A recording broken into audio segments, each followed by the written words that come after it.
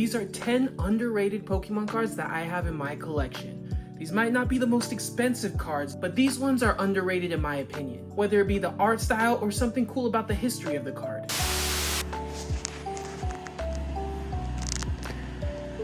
This is now the only way I can make videos. So let's just start things off. The first card to make my underrated Pokemon card list is Light Jolteon from Neo Destiny way back in 2002. This card was used a lot in stall decks back in the day due to its Pulse Guard attack. In this set, light Pokemon are supposed to represent being helpful and being kind, and this card really represents that because of how it's depicted taking care of some of those Pokemon. Just look at the Togepi and the Rattata in the background. I feel like this card and other light Pokemon are very underrated because of the art style and how the different artwork really shows off the light Pokemon and their personalities. My next underrated card in my collection is this Umbreon Energy card from Heart Gold Soul Silver. This set came out in 2009 and yes, it's just a basic energy card, but it depicts my favorite evolution, Umbreon. I feel like these energy cards are very underrated because they never made energy cards like this ever again. The other energy cards from this set that depict Pokemon are Celebi, Lugia, Ho-Oh, Ampharos, Steelix, Espeon, of course Umbreon, and Sudowoodo.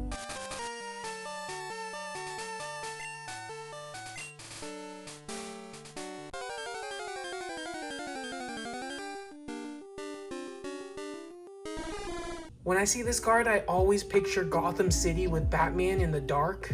I don't know, maybe I'm just a huge nerd. You think?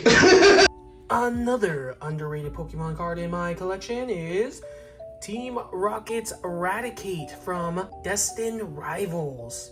Now this card just came out recently, 2025, and I think the artwork on this card is phenomenal. The art style of the grunt is hilarious, but each Raticate has its own unique thing going on.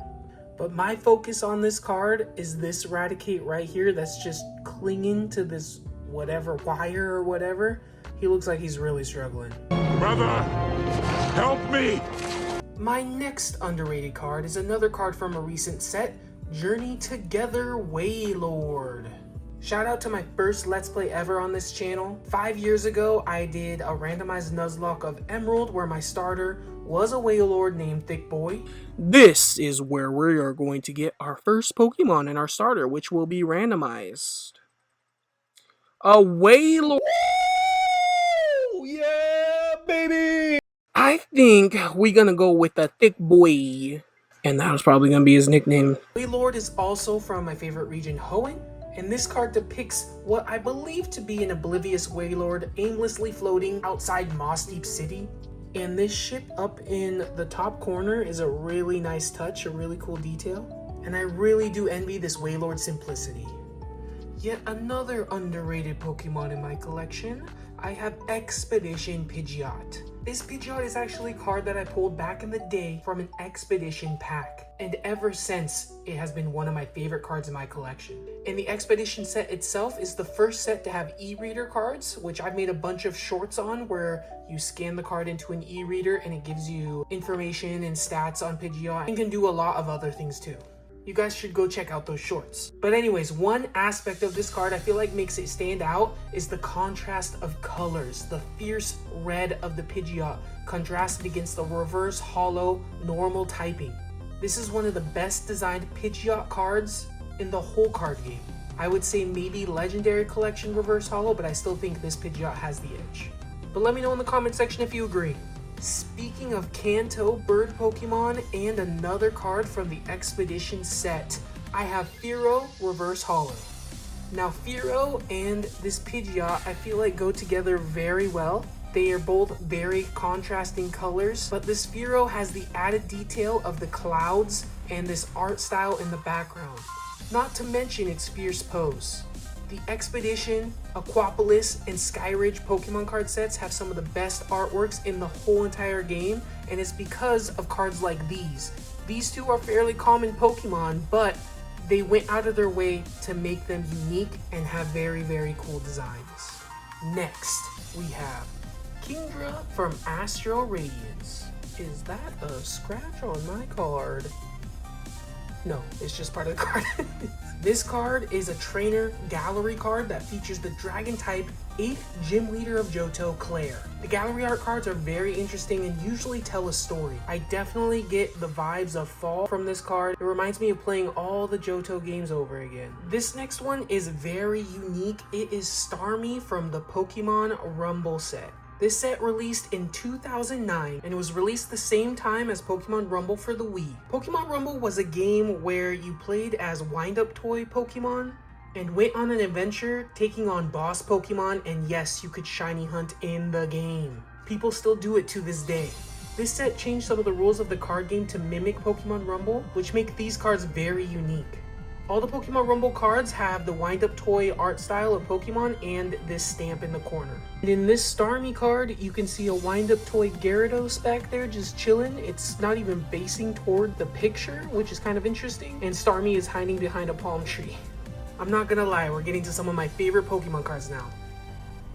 Double Crisis Team Aqua Kyogre EX. This set came out in 2015 and featured Team Magma versus Team Aqua once again. The villains from the Hoenn region, my favorite region, and Kyogre is my favorite legendary Pokemon of all time.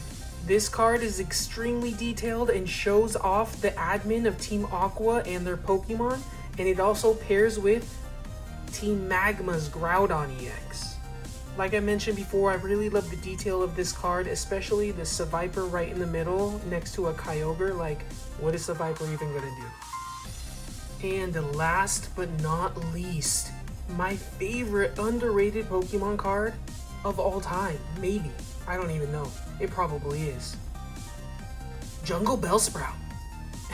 I don't know why I have this card. Okay, now officially my last, probably my favorite underrated card that I have in my collection. The 1996 Japanese Bandai Moltres Prism card from the Card-Ass vending machines. What did he say? These cards were from vending machines, and yes, they came out in 1996, a month before base set. So these are the original Pokemon cards. All of the art on these cards were done by Ken Sugimori, who is my favorite Pokemon artist that you might recognize for a lot of the Pokemon card art that you see in guidebooks and on Pokemon cards themselves. These cards were designed to give information about the Pokemon, so you can know about the Pokemon before you get the games of Red and Green in Japan. As you can see, there's the pixel art sprites on the back and has some data and stats about the Pokemon. These cards were very delicate. They were made with not so sturdy paper, so a lot of them have creases on them and smudges. But the reason why I think these are the most underrated cards is because of the history of Pokemon that came through with these cards. Like I said before, these were the very first Pokemon cards to come out. Who knows where the card game would be without these cards? And there you have it. Those are my underrated Pokemon cards in my collection. Let me know in the comment section if I should do another one of these videos. I have a lot more cards to show off, and I appreciate you guys subscribing and leaving a like for more. Peace.